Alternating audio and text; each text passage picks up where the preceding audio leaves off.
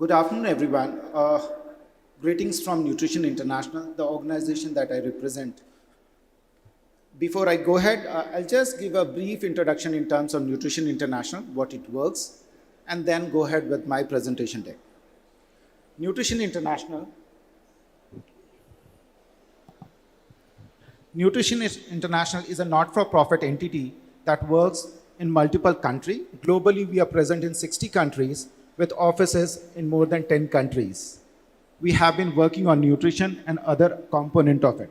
In India, we have been working for the last 25 years supporting the national and the state government on multiple interventions. This includes the vitamin A supplementation program, the newborn care and IVCN, adolescent nutrition, maternal nutrition, and then we have the large-scale food fortification, which includes the double fortified salt, the rice fortification program, as well as the universal salt iodization program, which is our flagship program wherein we support the national and the state government as well as the industry in ensuring production and distribution of adequately iodized salt across the country to ensure optimum iodine nutrition to the population.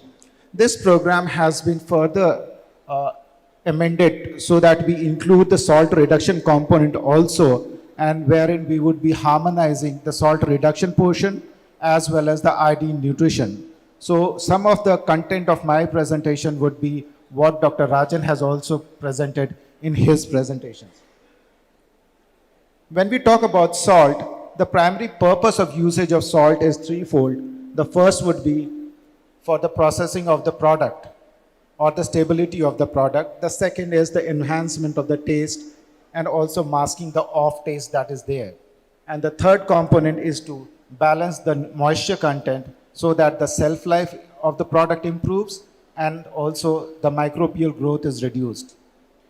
All these basic three factors make it essential that the salt should be used and their quantity cannot be reduced beyond a point.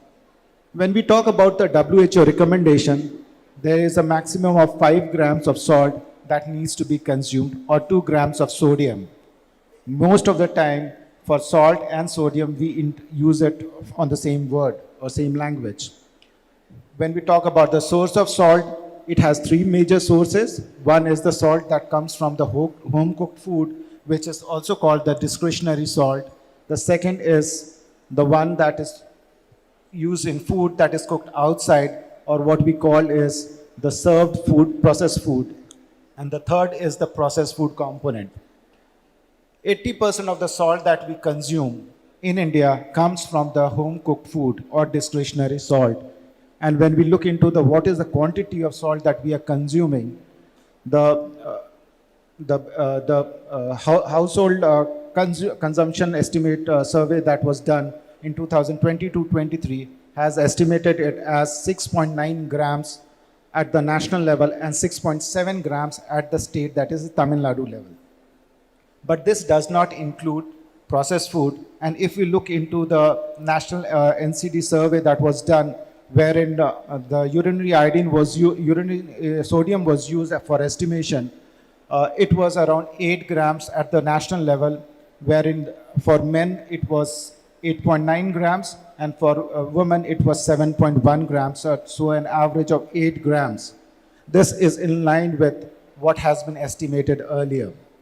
When we look into the other source, that is salt coming through the processed food, we will see that there has been an increase in consumption of processed food. And if you look at the processed food industry, there has been a compounded average increase of around 9% per annum. And in terms of the total expenditure that is incurred at the family level, it is between 10 to 28% at the urban level and around 13 to 18% at the rural level. When we talk about 10, it's basically the lower 20% of the population are utilizing 10% of the expenditure. And for the top 20, it's around 28%. Salt is not only a source of sodium for us, but it's also a vehicle to provide iodine in our daily diet. And then in India, we have the salt, iodized salt, which is mandated with a standard of around 15 to 30 parts per million. This is the revised standard, wherein the standards are estimated based on WHO guideline, which says that per capita per person use per day use is 10 grams of salt, and to deliver 150 micrograms, the iodine standard has been set between 15 to 30 parts per million. To assess what is the coverage of iodized salt in India, NI, along with other partners, had conducted the India Iodine survey, and that survey revealed that 76.3% of the households were consuming adequately iodized salt. But then when we look at the state level, this drops to around 62%. So 62% of the salt that is being consumed in Tamil Nadu is adequately iodized. And when we look at the urban and rural areas, in the rural area, it drops to further 43%. So that's a huge quantity of salt that is not being iodized. And coupled with low consumption or reduced consumption of salt, there might be an opportunity wherein we might be iodine deficient also. Next, we look into the other indicator that is there to assess the iodine nutrition component, which is the median urinary iodine excretion, which is a biomarker for iodine nutrition status. And here we have looked into the WHO guidelines, which clearly indicates for each of the population group that we represent. And if you look into these data, it clearly reflects that for all of the population group, we have iodine sufficiency, or it has optimum iodine nutrition. In terms of pregnant women, lactating women, and non-pregnant, non-lactating, this was covered under India Iodine Survey 2018-19. And then we have the CNS data, which clearly says about the three groups, that is the preschool children, the school-age children, and the adolescent children. Wherein at the national level, we are within the range, but at the state level, it's a bit on a higher side, which is around 314 in case of preschool children, 342 in the case of school-age children, and 312 in the case of the adolescent children. But the caveat that is here is that when this survey was done, the iodine standard in salt was a bit different. It was more than 15 ppm at the retail point and more than 30 ppm or parts per million at the production point. Hence, a sizable portion, more than 40-45% of the total salt that was being consumed had more than 30 parts per million. But now the standard has been revised, and the current standard says that the iodine standard would be between 15 to 30 parts per million, wherein the industry targets at 15. So this is a large scale drop or downsizing in terms of the standards, which would have an adverse impact on the iodine nutrition component of the population. Also, if we look into population which are consuming non-iodized salt, say for example pregnant women, wherein iodine nutrition is very critical in the first 1,000 days, there if the pregnant woman is consuming non-adequately iodized salt, then her nutrition content or iodine nutrition content drops to suboptimal level. So let's look into what the enabling environment or the policy guideline talks about iodine nutrition and salt reduction. We have taken two, that is one, WHO, and what Indian legislation says. When we talk about WHO guidelines, the salt intake and salt intake for adult and children, it talks about salt reduction and says that the consumption of salt for adults should be 5 grams, and also for children it should be below 5 grams, taking into consideration the energy requirement. The second, that is their WHO guidelines on salt iodization, it recommends the daily intake of iodine for different population groups, and in case of and it also says that it should be aligned with total salt that is being consumed in that population. So if the salt consumption is 5 grams, then the iodine content should be ideally around 39 ppm. The third document that we refer is the guidelines on universal salt iodization and the sodium intake document, which says that both should be a compatible strategy targeting the food supply to reduce the salt intake, but at the same time, effort should be there to maintain the iodine nutrition. Also, there should be a dual monitoring of both iodine intake as well as the sodium intake of the population. And third, there should be a program and policy implementation to ensure both are harmoniously interpreted and implemented.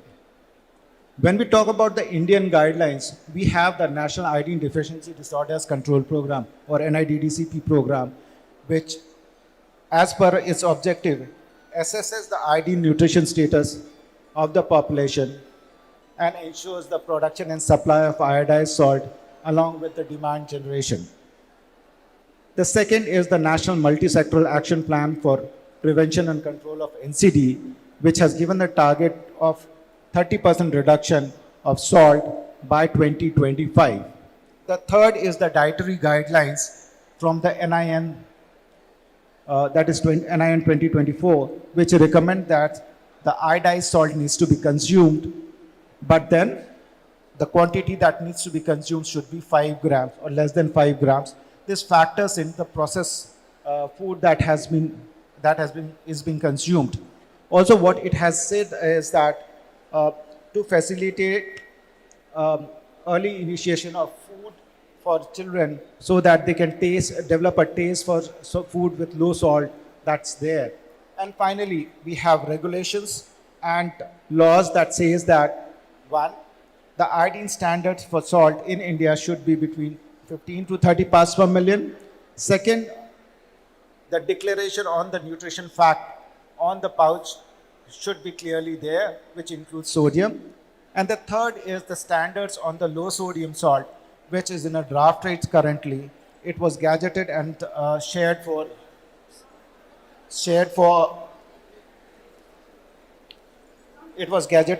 for public opinion. The opinions are documented and it is being currently addressed by the health department. When we talk about the global practices, we have put it into 3 pillars. The first one is the food consumed at home, second, food consumed outside home, and the packaged food.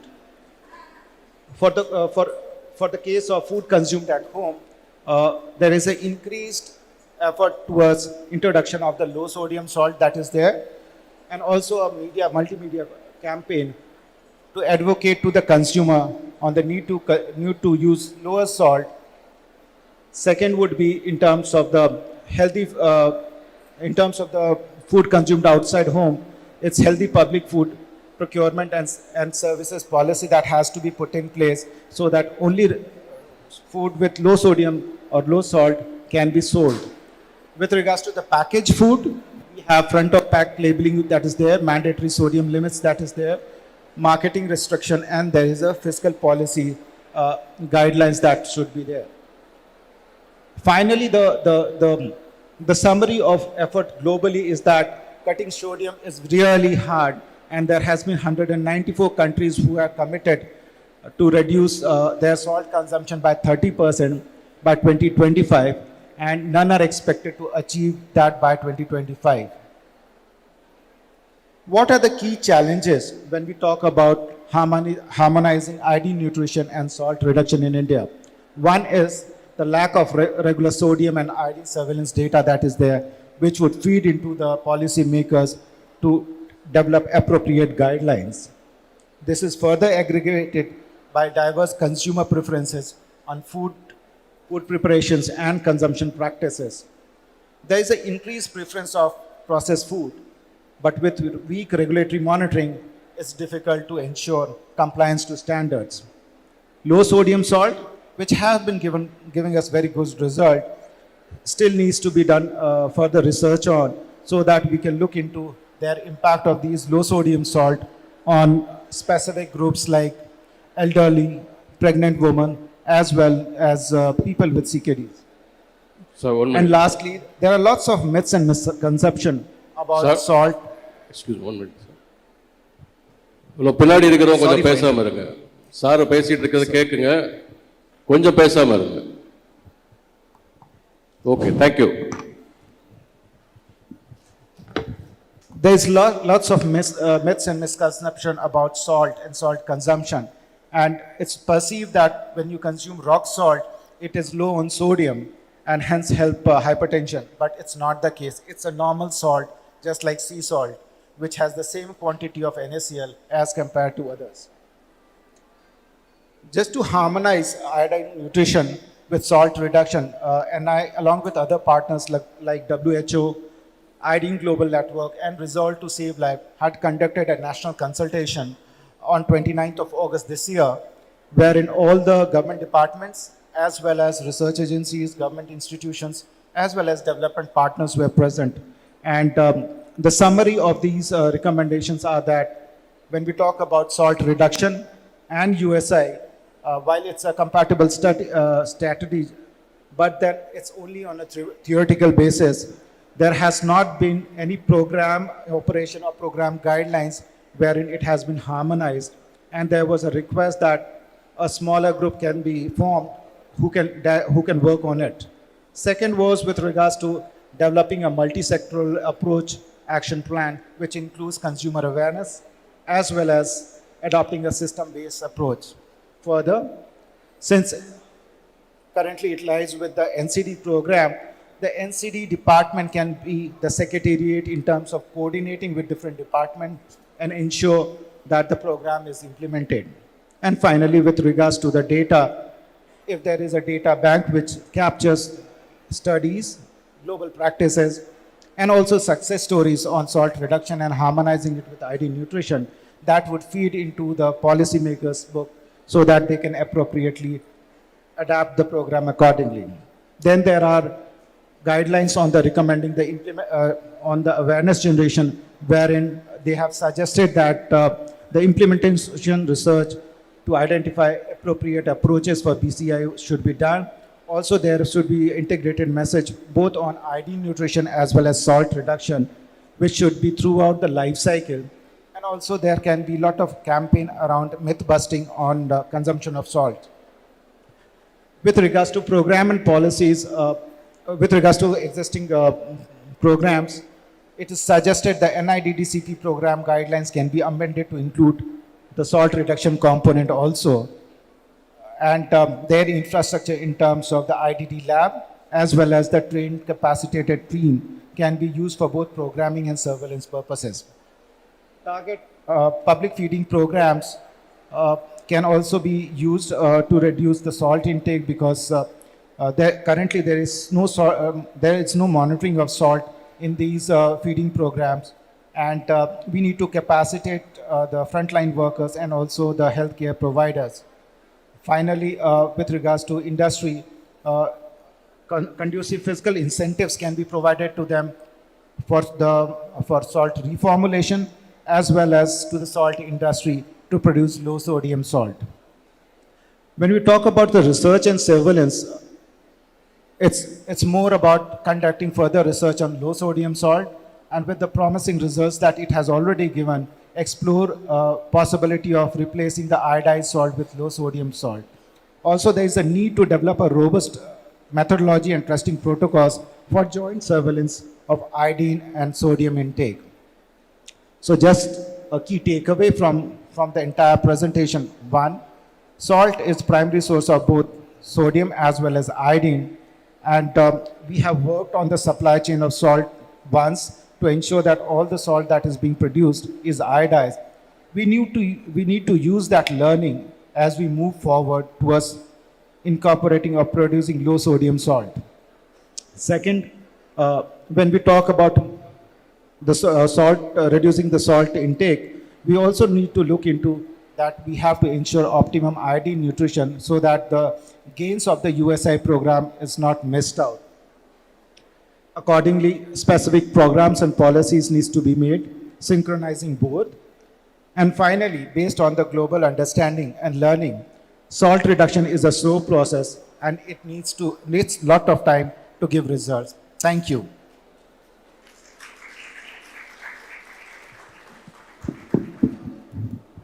So good afternoon, sir. It was a very nice presentation, sir. So every food what we eat contains a pinch of salt. So you enlighten us with we have to consume less salt with iodine. So there is a saying in Tamil, Amarudamum Minjanal Visham. So what we take in every food, we take salt. So you are correctly enlightened. So the amount of salt should be reduced in whatever we take. So it is good for our health. Very nice presentation, sir. Thank you, sir. Any? Okay. Any queries? Sir, it's very challenging to reduce salt, sir, especially with climate change. We are giving a lot of ORS, and many people you would have seen, they swooned during the recent heat waves or something like that. So, what is the strategy to reduce in a systematic way? Because we give ORS, that is also recommended by the government. Yes, but when we talk about salt, it's very small portion that is lost through sweat and other thing. And that's factored when the standard was set. So all these components are already factored in when we recommend as 5 grams. That's a lot of behavioral aspects also is involved. Yes. Perception like that. So that also needs to be changed. It's 50% behavioral change that might be required because we are using salt as taste enhancer and other components. So there is a tradition why we use salt. That's very And there is a challenging. need also, functional need. Thank you. Any question? Is there any equivalent for salt with the same equivalent? Replacing salt taste with some other sodium, non-sodium compounds which can act or give a taste like salt. When we talk about the saltiness, it comes from NaCl itself.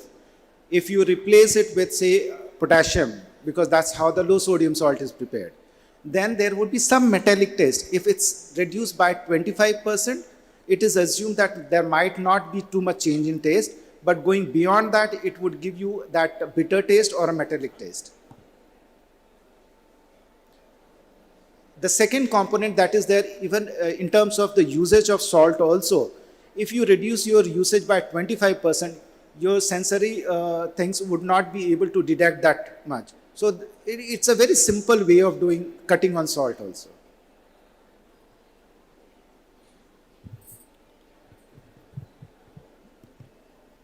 Any queries? Thank you, sir. Thank you, sir. Now we request Dr. Vinay, sir, JD Immunization, to felicitate the speaker.